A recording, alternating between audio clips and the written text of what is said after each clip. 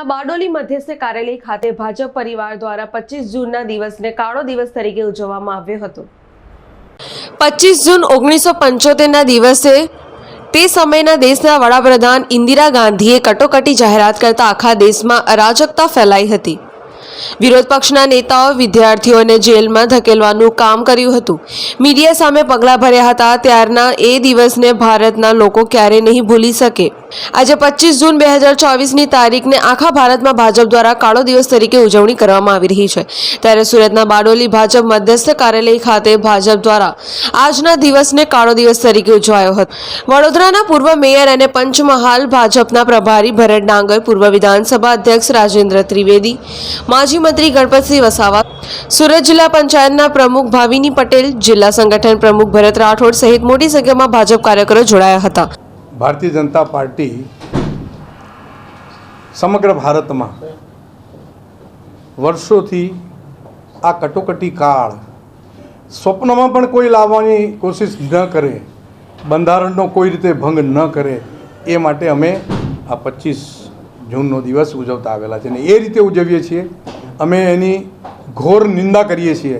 આ કટોકટી લાવ્યા તેની ઇન્દિરાજીએ ગેરકાયદેસર રીતે જે કટોકટી દાખલ કરી, મધરાતે કેબિનેટની મંજૂરી લીધા સિવાય ફકરુદ્દીન અલી અહેમદને મધરાતે જઈને સહી લેવામાં આવી, કટોકટી દાખલ કરવામાં આવી।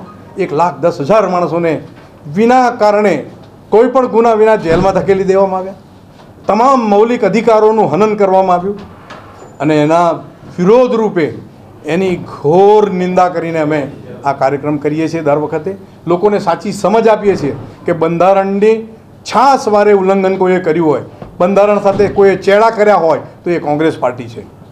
આજે પણ બંધારણના આક્ષેપો વિના કારણે ભાજપ ઉપર વિપક્ષ કરી રહ્યું છે, ત્યારે એમને યાદ દેવડાવવા માગીએ છીએ કે 25 જૂનની જે આ કટોકટી તમે લાદેલી, કોંગ્રેસે લાદેલી, એનું હજુ સુધી તમે માફી માગી નથી, દિલગીરી વ્યક્ત કરી નથી અને એની પ્રાયશ્ચિત લોકોએ એમને કરાવી દીધું હરાવીને તરત તે જ વખતે। આજે પણ ખોટી રીતે લોકોમાં ગેરસમજ ઊભી કરીને બંધારણના અનુસંધાને પણ આદરણીય પ્રધાનમંત્રી મોદીજીએ ગુજરાતમાં CM હતા ત્યારે પણ બંધારણની પ્રત હાથી પર કઢાવીને આખા રાજ્યમાં ફર્યા હતા। એટલું સન્માન આપ્યું હતું, સંસદની અંદર પ્રવેશતા સાષ્ટાંગ દંડવત કર્યા હતા પાર્લામેન્ટને। આ ચરિત્ર અમારું ભારતીય જનતા પાર્ટીનું છે।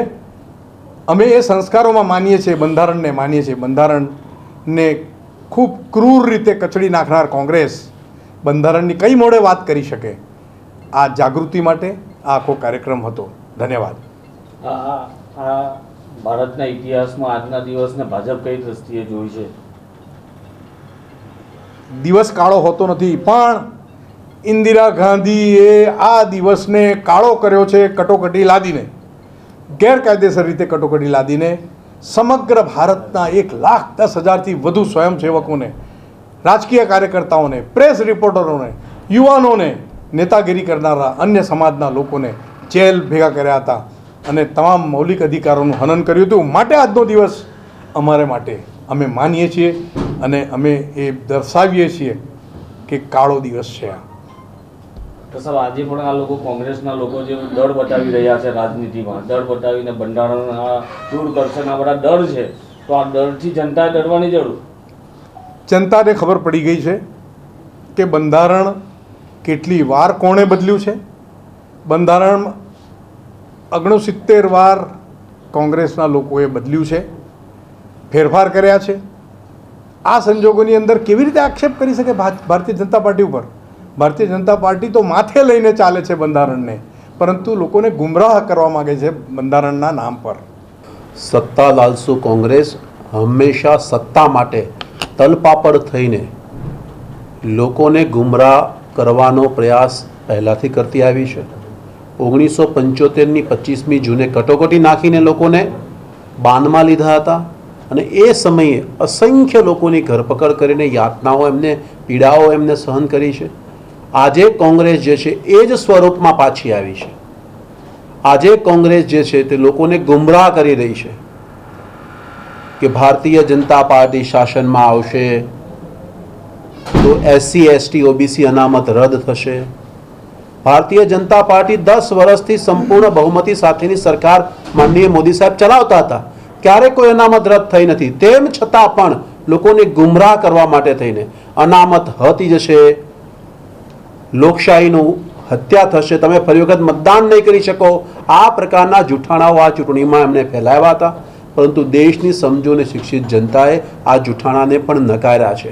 હું આપના માધ્યમથી કોંગ્રેસના નેતાઓને પૂછવા માંગુ છું, અલીગઢ મુસ્લિમ યુનિવર્સિટીની અંદર SC ST અને OBCની અનામત કોણે રદ કરી?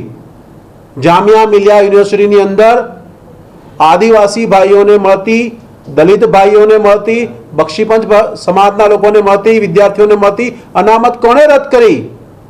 કયા દેશના કયા રાજ્યની અંદર મુસ્લિમોને અનામત આપવા માટે થઈને OBCને અન્યાય કર્યો? કલકત્તા હાઈકોર્ટે સાબિત કર્યું છે. અને તેમ છતાં પણ આ ક્રૂર સત્તા લાલસુ કોંગ્રેસ દર વખતે આ પ્રકારના હથકંડા અપનાવતી હોય છે અને આ પ્રકારે લોકોને ગેરમાર્ગે દોરતી હોય છે. બંધારણની હત્યારી કોંગ્રેસ જ્યારે બંધારણની વાત કરે ત્યારે મને એક મારા મિત્રએ મૂકેલો એક જોક યાદ આવે કે KFC નામનું જે ચિકન રેસ્ટોરન્ટ છે, એ KFCના માલિક એ ચિકન માટે પ્રોટેસ્ટ કરતા હોય કે મરઘી બચાવવી જોઈએ, એ પ્રકારનું સ્થિતિ હોય એવું મને દેખાય છે. કોંગ્રેસના ચાવવાના, દેખાડવાના કે દાંત અલગ છે, આ પ્રકારની સ્થિતિ છે. મને પૂરો વિશ્વાસ છે, આપના માધ્યમથી પણ હું જનતાને પણ એ વિશ્વાસ આપવા માંગુ છું કે ભારતીય જનતા પાર્ટીએ હંમેશા બંધારણનું સન્માન કર્યું છે. હંમેશને માટે થઈને આગામી દિવસમાં પણ નવું ભારત વિકસિત થાય એ દિશામાં પ્રધાનમંત્રી આદરણીય મોદી સાહેબ કામ કરશે. સાહેબ, કોંગ્રેસે દેશ તોડવાના ઘણા બધા એવા કામો કર્યા છે, પણ એક આ મુદ્દો પણ આપ બોલ્યા હતા કે વકફ બોર્ડનું જે ન્યુસન્સ ગાલીને કોંગ્રેસ ગઈ છે, તો હવે ભાજપ સરકાર એવી દૂર કરશે ખરી? સમયાંતરે ચોક્કસપણે એનું હંમેશને માટે એનાલિસિસ થતું આવ્યું છે અને એટલા જ માટે હું કોંગ્રેસના નેતાઓને પૂછતો હોઉં છું કે અનામત સમયે બંધારણના પ્રિએમ્બલની અંદર 42 ચેન્જ કરનારું કામ કોણે કર્યું? દેશમાં સિક્યુલર શબ્દ પ્રિએમ્બલમાં કોણે એડ કર્યો? બહુ લાંબી ચર્ચા છે, અત્યારે એમાં જવું નથી મારે, પરંતુ એવું ચોક્કસપણે કહી શકાય કે દેશ આઝાદ થયો ત્યારે બંધારણમાં કોઈ જગ્યાએ મુસ્લિમ પર્સનલ લો બોર્ડ પણ નહોતો, વકફ બોર્ડ પણ નહોતું. સમયાંતરે કોંગ્રેસે તૃષ્ટિકરણની જે નીતિ અત્યારે કરી રહી છે, આ તૃષ્ટિકરણનો પહેલાથી સ્વભાવ રહ્યો છે અને એટલા જ માટે કહીએ છીએ કે કોંગ્રેસના કરતૂતો પહેલા પણ સત્તા માટેના હતા, સત્તા લાલસુ હતા, આજે પણ સત્તા માટે છે અને એટલા જ માટે લોકોને ગેરમાર્ગે કરવું, તૃષ્ટિકરણ કરવું, જુઠ્ઠાણા ફેલાવવા અને ભારતની છબી આંતરરાષ્ટ્રીય કક્ષાએ ખરડાય એના બધા જ પ્રયાસો કોંગ્રેસ કરતી આવી છે. પ્રશાંત પટેલ, AB48 ન્યૂઝ, બારડોલી.